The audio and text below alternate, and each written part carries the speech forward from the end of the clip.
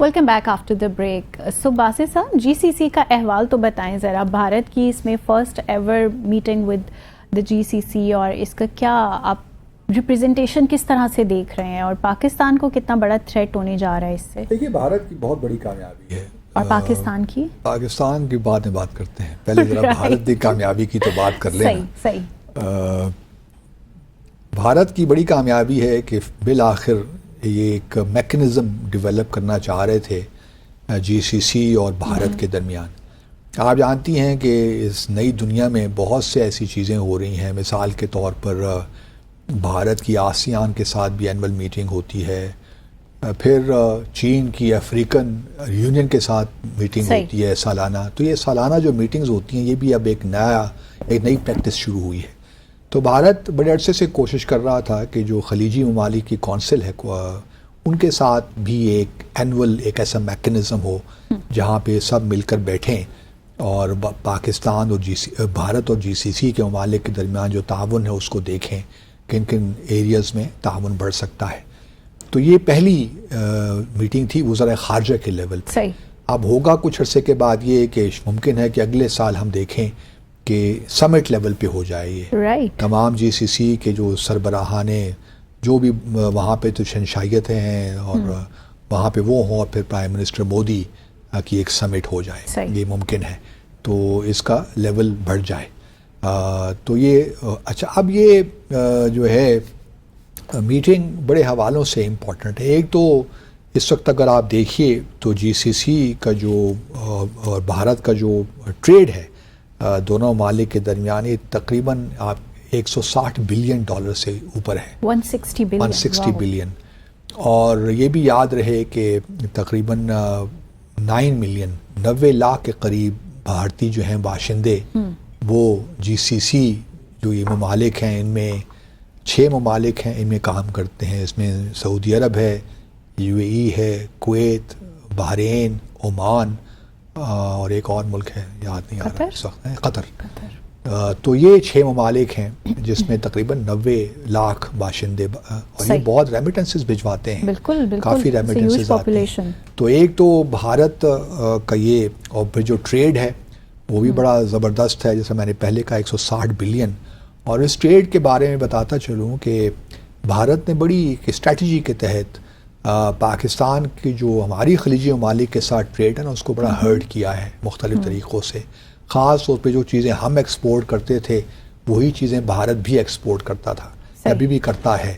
تو بھارت کی حکومت نے ان ایکسپورٹس پہ جو تاکہ پاکستان کی ایکسپورٹس کمپیٹیٹو نہ رہیں بہت سبسڈیز دی تاکہ وہاں پہ وہ سستے داموں وہاں چیزیں میسر. اور اسی طرح ہمارے پاس ایک ہمارے بھی کافی لوگ ہیں, تقریباً 4 سے 5 ملین کے قریب پاکستانی کام کرتے ہیں. تو اگر پاپولیشن کا تناسب دیکھا جائے تو ہمارے زیادہ ہیں, لیکن پھر بھی بھارت نے بہت سی اسپیس ہم پہ لی, کیونکہ ہمارے تو وہاں پہ جو پچھلے دنوں دیکھے ہم نے سن بھی رہے تھے کہ وہاں بھکاری پہنچے ہوئے تھے اور ایک تماشا مچا ہوا ہے یو اے ای میں خاص طور پہ اور سعودی عرب میں بھی. تو ملیشیا کا بھی سن رہے ہیں. تو اس وجہ سے بڑے پرابلمز ہمارے یہاں ہو گئے ہیں. تو اب وہ جو خلیجی ممالک ہیں وہ بھی تھوڑے گھبرا رہے ہیں کہ اگر ہم موقع دیں گے تو, اور بھارت اس کو پوری طریقے سے اس کو ایکسپلائٹ کر رہا ہے, اپنے لیے جگہ بنا رہا ہے, اور اس نے بنائی ہے, ہماری کاسٹ پہ بنائی ہے, اس میں کوئی شک نہیں ہونا چاہیے. دوسرے جو 2 معاملات ہیں اس سے بھی ذکر میں کرتا چلوں. ایک تو یہ ہے کہ اگر آپ پیراگراف, اس کے بعد ایک اسٹیٹمنٹ ایشو ہوئی اور اس میں پیراگراف 6 دیکھیے تو اس میں وہ کہتے ہیں کہ ایک تو جوائنٹ ایکشن, پیراگراف 5 ہے, ایک جوائنٹ ایکشن پلان 2024-2008 وہ انہوں نے بنایا ہے. 28 4 سالہ پروگرام ہوگا جس میں وہ ٹریڈ, سیکیورٹی, ایگریکلچر اور food security, transportation, energy, culture, یہ تمام وہ چیزیں جو ایوری تھنگ از انکلوڈیڈ. تو یہ ایک آل انکمپسنگ آپ کہہ سکتے ہیں کہ ریلیشن شپ ایوالو ہو رہا ہے. اچھا, 6 پیراگراف میں وہ کہہ رہے ہیں the meeting also addressed international and regional issues of common interest.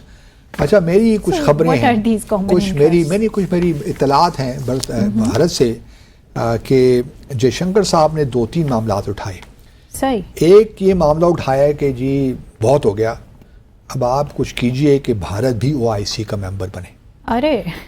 اور انہوں نے کہا کہ جی بہت سے ایسے ممالک ہیں OIC میں، 57 ممالک کی آرگنائزیشن ہے، اس میں بہت سے ایسے ممالک ہیں جہاں پہ مسلمانوں کی تعداد زیادہ نہیں ہے، لیکن پھر بھی آپ نے ان کو OIC کا ممبر بنایا ہوا ہے۔ تو ہمارے ہاں تو 180 ملین کے قریب جو ہے مسلمان کمیونٹی ہے، جو کہ خلیجی ممالک کی کمیونٹی سے بھی زیادہ ہے۔ تو آپ اگر 6 ممالک ہیں تو ہم کیوں نہیں ہو سکتے OIC کے ممبر؟ چلیے اگر آپ ہمیں ممبر نہیں بناتے تو اس وقت آپ ہمیں آبزرور ہی بنا دیجئے۔ اچھا، اس کے بارے میں بتاتا ہوں کہ بھارت بڑے عرصے سے یہ کوشش کر رہا ہے کہ کم از کم وہ آبزرور کا اسٹیٹس اس کو مل جائے، لیکن پاکستان فار آبویس ریزنز، ہمارے چونکہ ان کے ساتھ ایک ہاسٹیلیٹی کا ریلیشن شپ ہے، تو ہم سمجھتے ہیں کہ ان کے جو ہے یہاں پہ ان کا آنا ہمارے انٹرسٹ کے لیے ٹھیک نہیں ہوگا، تو ہم اس کی مخالفت کرتے رہے ہیں اور آگے بھی کرتے رہیں گے۔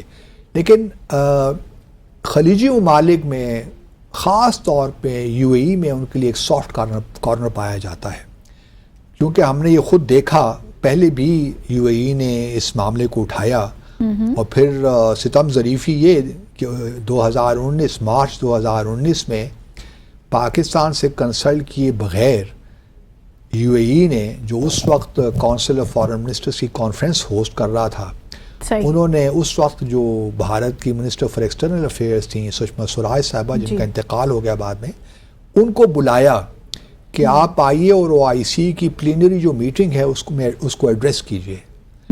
تو ہمارے لیے اس وقت کی حکومت کے لیے بہت بڑا شوق تھا کہ یہ کس طرح بھئی ہو گیا۔ تو پھر ہم نے احتجاجاً جس سیشن میں انہوں نے تقریر کی، ہم نے اس سیشن کا بائیکاٹ کیا۔ تو یہاں تک معاملات پہنچ گئے تھے۔ تو اس سے آپ اندازہ کر سکتی ہیں کہ کس قدر اپنا جو انفلوئنس ہے بھارت نے خاص طور پہ خلیجی ممالک میں کس قدر بڑھایا ہے۔ دوسرا، اب یہ آبویسلی خلیجی ممالک کے لیے ایک مشکل تو ہے، جو جہاں تک میری معلومات ہیں، سعودی عرب UAE نے تو اس کا پازیٹیولی کہا کہ جی ہاں یہ بالکل ہونا چاہیے، to start with, to begin with, آپ کو آبزرور اسٹیٹس ملنا چاہیے، لیکن سعودی عرب نے تھوڑا سا اس کو پلے کیا کہ ابھی شاید وقت مناسب نہیں ہے، اور یہ جو ہے ابھی بہت پاکستان اس کے لیے راضی نہیں ہوگا، اور پاکستان چونکہ فاؤنڈنگ ممبرز میں ہے تو ابھی شاید، لیکن ہم کوشش کریں گے ہم، تو یہ انہوں نے ایک ڈپلومیٹک جواب اس کا دیا۔ لیکن ساتھ ساتھ جے شنکر صاحب یہ بھی چاہتے ہیں، اور انہوں نے اس کا کہا بھی کہ جی ہمارے ہاں دیکھیے آپ لوگ کشمیر کی باتیں کرتے ہیں، آپ لوگوں نے ایک کانٹیکٹ گروپ بھی بنا رکھا ہے کشمیر پہ، تو اس سے بھی ہمارے تعلقات جو ہیں، بعض اوقات آپ کشمیر کی خاص طور پہ سعودی عرب، باقی تو کوئی جتنے بھی خلیجی ممالک ہیں انہوں نے کشمیر کو ایسی بات کی نہیں کبھی۔ سعودی عرب چونکہ OIC کا جو کانٹیکٹ گروپ ہے اس کا بھی ممبر ہے، اس میں کون کون سے ممالک شامل ہیں آپ کو بتا دوں، اس میں ترکیہ ہے، آذربائیجان ہے، سعودی عرب ہے، نائجر ہے اور پاکستان۔ تو یہ 5 ممالک ہیں جو کانٹیکٹ گروپ کا حصہ ہیں۔ تو سعودی عرب چونکہ اس کانٹیکٹ گروپ کا حصہ ہے، تو جے شنکر نے، جو میری معلومات ہیں، جو بھارت نے مجھے کچھ جرنلسٹ نے، کورسپونڈنٹ سے بتایا کہ ایک معاملہ یہ بھی کہا گیا ہے کہ جی اس کانٹیکٹ گروپ کو آپ کس لیے رکھے ہوئے ہیں، اس کو بھی آپ ختم کیجئے، ٹھیک ہے OIC ہے کرتی رہے اپنا کام، اور پھر آپ نے ایک اسپیشل ریپرزینٹیٹو بھی بنا دیا ہے کشمیر پر، تو اس کی بھی کوئی ضرورت ہے محسوس نہیں ہوتی۔ تو جے شنکر صاحب کا یہی بتانا تھا، انہوں نے دبے دبے الفاظ میں یہی کہا کہ جو کشمیر پہ آپ لوگ یہ ایکٹیویٹی کرتے ہیں، چاہے وہ کونسل آف فارن منسٹرز کی میٹنگ ہو یا سمٹ ہو، ہر 3 سال کے بعد سمٹ ہوتی ہے OIC کی، تو اس میں آپ کشمیر کا بھی ذکر کرتے ہیں، یہ جو کانٹیکٹ گروپ ہے اس کی ریزولوشنز ہی پاس ہو جاتی ہیں، تو یہ ایک اننیسیسری سا ایک اریٹنٹ ہے آپ کے اور ہمارے درمیان، اس سے کوئی فائدہ نہیں ہوگا۔ تو اس لیے آپ اس کو بھی، کانٹیکٹ گروپ کو بھی ختم کیجیے، اور اسپیشل ریپرزینٹیٹو کا جو مینڈیٹ ہے اس کو بھی آپ ختم کرنے کی کوشش کریں۔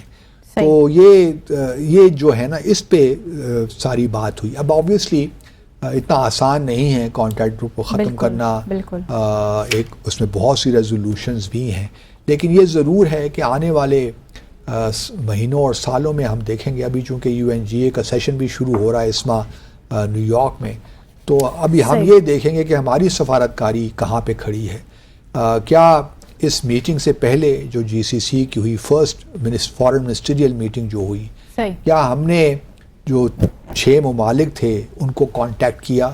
کیا ہم نے یہاں فارن آفس کے ان کے سفراء کو بلا کے کوئی بریفنگ دی اس سے پہلے؟ کوئی ہم نے اس کو پریمپٹ کیا کہ ہم بریف کر سکیں؟ کیا کشمیر پہ ہم نے کیا؟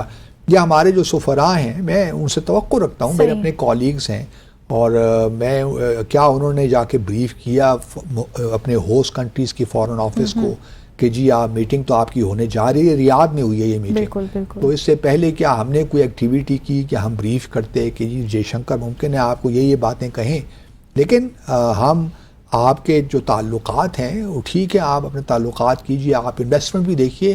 سعودی عرب کی $100 بلین کی انویسٹمنٹ کا انہوں نے کہا ہے ہم کر رہے ہیں بھارت میں، بالکل. اور یو اے ای تقریباً $5 بلین کی انویسٹمنٹ. ہمارے ہاں وہ ریفائنری ایک بننی تھی بلوچستان میں سعودی عرب نے، وہ کہاں چلی گئی ہمیں نہیں معلوم. تو یہ سارے وہ جو ایشوز ہیں نا، ہم نے بھارت نے بڑا میتھوڈیکلی سسٹمیٹیکلی اور ایک پرسیورنس کے ساتھ جو ہے جی سی سی کے ساتھ اپنے تعلقات استوار کیے ہیں. آپ اسے بھارت کی ڈپلومیسی کی کامیابی قرار دیں گے یا پاکستان کی ڈپلومیسی دونوں کی ہی ناکامی؟ ہیں، دونوں. میں سمجھتا ہوں کہ اس سے دونوں ہی ریزنز ہیں. ان کی کامیابی ہماری ناکامی ہو جاتی ہے نا، حالانکہ زیرو سم گیم نہیں ہے.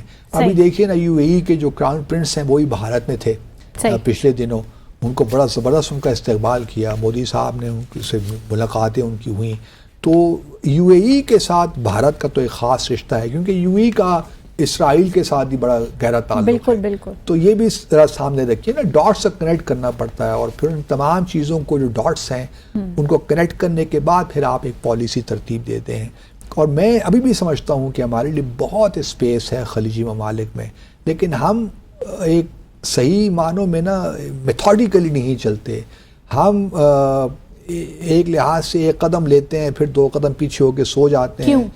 کیونکہ ہمارے انسٹیٹیوشن کیپیسٹی نہیں ہے نا، ہم فائٹنگ میں لگے رہتے ہیں. باسی صاحب، یہ جو کیپیسٹی کا ورڈ آپ یوز کریں یہ بہت ڈیبیٹیبل ہے. ڈیبیٹیبل تو ہے، لیکن ریسورسز بھی نہیں ہے نا. ہمارا فارن آفس بیچارہ بھی کیا کرے، اتنے فائٹنگ کے ایشوز ہیں، اتنے ایشوز ہیں.